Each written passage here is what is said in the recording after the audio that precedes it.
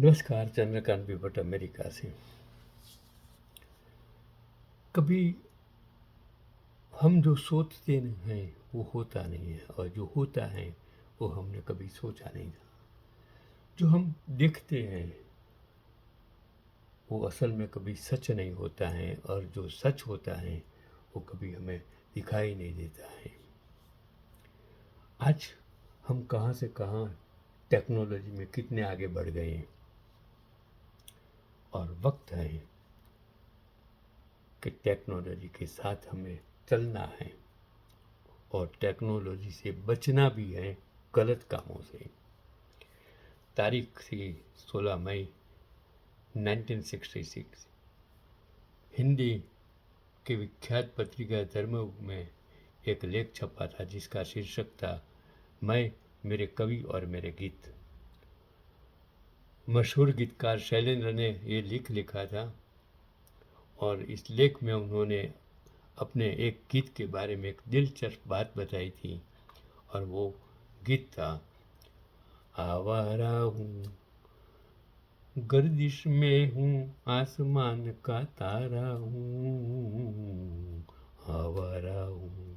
राज कपूर, मुकेश, शंकर जयकिशन इस बिल्ली कभी मिलेंगे नहीं।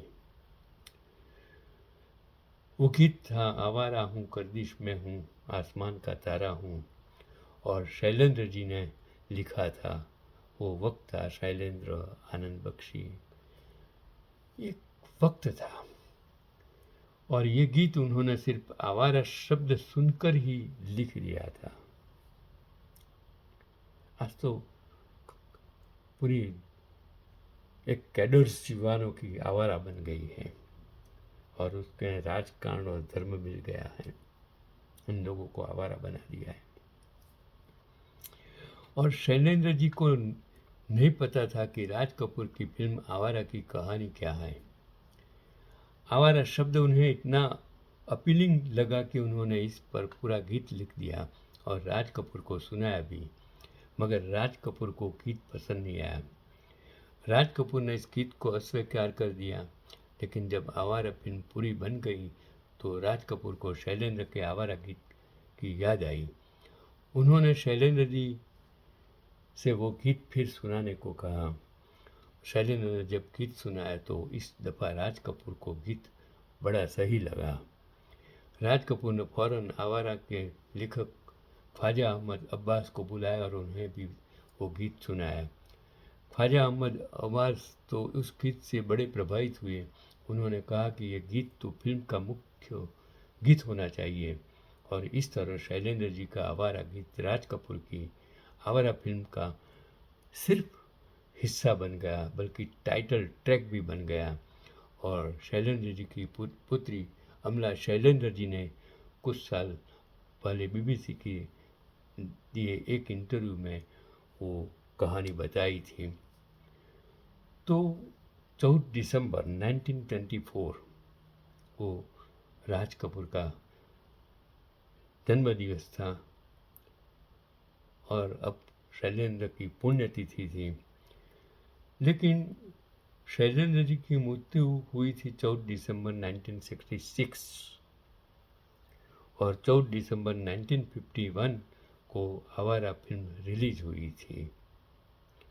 ये कोइंसिडेंस आप समझ सकते हैं। मैं यही कहता हूँ कि हम कभी सोचते नहीं हैं कि क्या, कब, कौन सा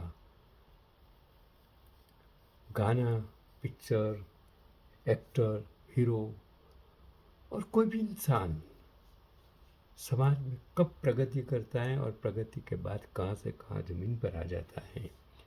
ये दुनिया है जो कल हीरो मानती थी, आज उसे भूल जाती है।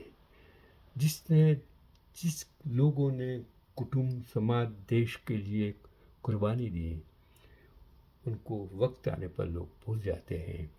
लेकिन अगर हम इंसान हैं, मानव है, मानवता है, इंसानियत है, तो ज़रूर जिन लोगों ने हमने थोड़ी सी मदद की, हमारे लिए काम किया, हमको जश्न दिया, हमें ज़िंदगी दी, हमने मानवता दी, हमें उसको याद करना चाहिए, उसको प्रणाम करना चाहिए।